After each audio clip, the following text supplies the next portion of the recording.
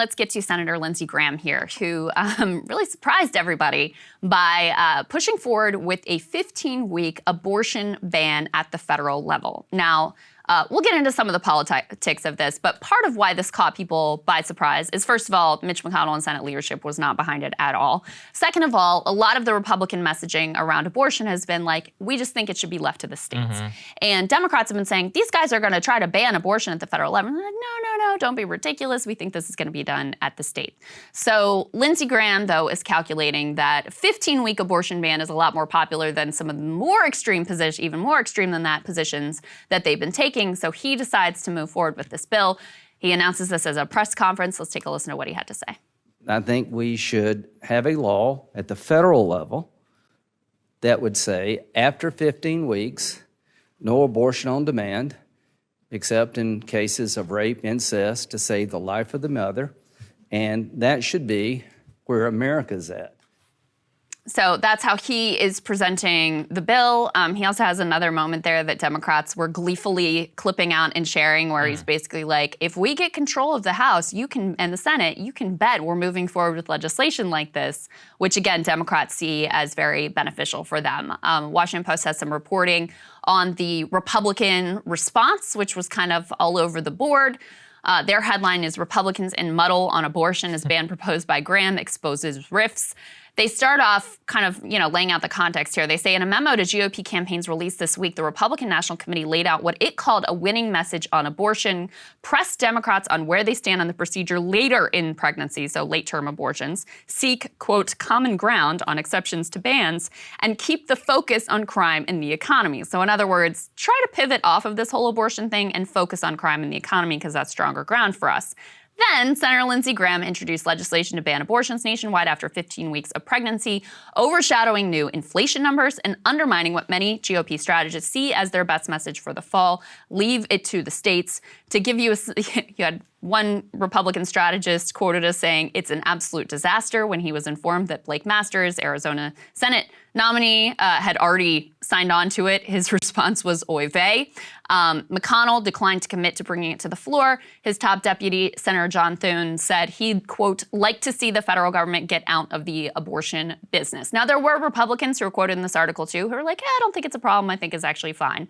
But there's clearly a divide here, and Senate leadership definitely not on board, which is interesting. I mean, I don't know, Krystal. I still am confused as to why everybody thinks this is a terrible idea. I mean, 15 weeks is actually, I wouldn't say like overwhelmingly popular, but the last poll I saw, 48%, I believe the majority of people support a 15-week ban. It deals with all of the horrific exceptions. I mean, if you look, I think every country in Europe, save 3, bans abortion or doesn't allow abortion after 15 weeks. I mean, it's quite a, reasonable position. I think my annoyance with it is that amongst the pro-lifers, they would never have called you pro-life if you supported a 15-week ban. Yes. They'd be like, what are you, some sort of European-style squish? And we're like, yeah, I guess, in this one particular case, I do align with the Europeans. I mean, from my perspective, I don't understand why they're freaking out, unless it means that what they really wanted was to do a much more restrictive ban, and that this would force their hand to go past what they want. And as I understand it, a part of the reason why they're annoyed with him is because there's a lot of deep red states, which were, South Carolina, Texas, Alabama, and others that wanted to go not even 6. They wanted to like outright ban everything with no exceptions. So they're upset about with him from that perspective. But overall, frankly, 15 weeks would be, a pretty decent compromise in my opinion. 15 weeks is still underwater nationally, so it's not like a popular position. It's more popular than like Roe's, it's not like 3. When you test the question of 3 months, which was Roe, like the Roe policy, that's not overwhelmingly popular either, right? It's like the defense was, we like the status quo, not like we're supportive of the policy. It's like, we don't really want to revisit this. Yes. Whereas, when you ask people to choose, 15 is like it's like a pretty good middle ground. The polling has it still underwater, but closer to 50-50 than certainly the more extreme things that they've been pushing for at the state level. The reason why this is a problem, in my opinion, for them to politically, and I don't want to overstate it because I don't think that this is a significant change or whatever, but I think the reason that you have a lot of Republican strategists like, dude, what the fuck are you doing, is because when you look at the numbers in these states of who's registering to vote, the more directly voters feel like their vote is going to matter on abortion, the more women you have registering, the more young people you have registering. And it's a really clear trend. So if you look in a state like New York, you haven't had this massive surge of women voters, this massive surge of young voters, because they feel like abortion is relatively safe in their state. It is. So, well, but then when now you have it's like, this, then you're like, no, it's not. And Yeah. so what Graham has done here is he's effectively put abortion on the ballot in every single state in the country. That's a problem for them. And then the other big picture issue is just like they don't want to talk about this. It's clearly, we've seen Republicans are still in a position to do decently in the midterms, probably win the House, 50-50 on the Senate is my assessment at this point.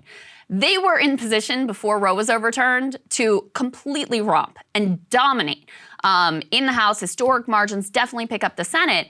So this issue of abortion has been the key, it's not the only thing, but the key reason why their fortunes have fallen so dramatically. So the fact that Lindsey Graham, instead of like, you know, doing some of the stuff DeSantis is doing, like flying immigrants to Martha's Vineyard and like those sorts of things are very solid ground for Republicans. They feel like that's a place where they would like to stand, crime, immigration, continuing to talk about the economy. The president just got some bad news on inflation.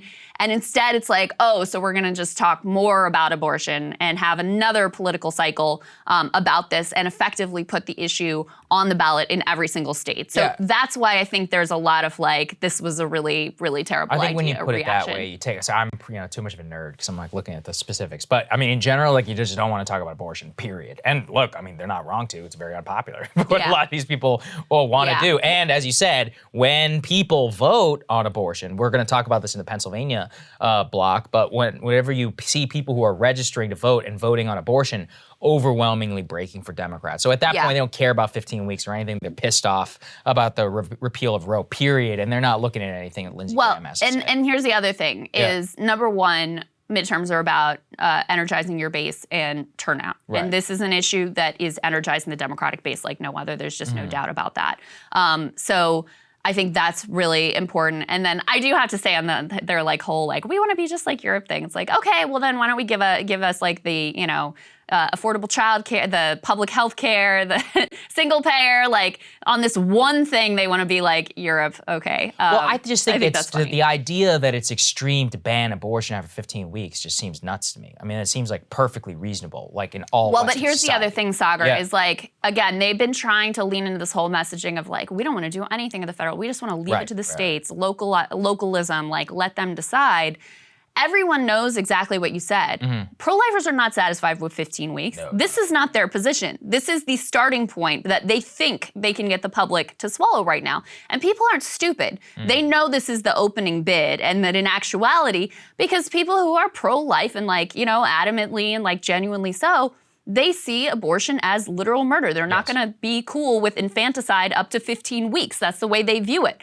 Everybody, like, that's very, I think, obvious and apparent. So people feel like, oh, you are in the business of trying to ban abortion completely nationwide, and that's why I think this is a problem. Cable news is ripping us apart, dividing the country, making it impossible to function as a society, and making it impossible to know just what is true and what is false. But the good news is they are failing, and they know it.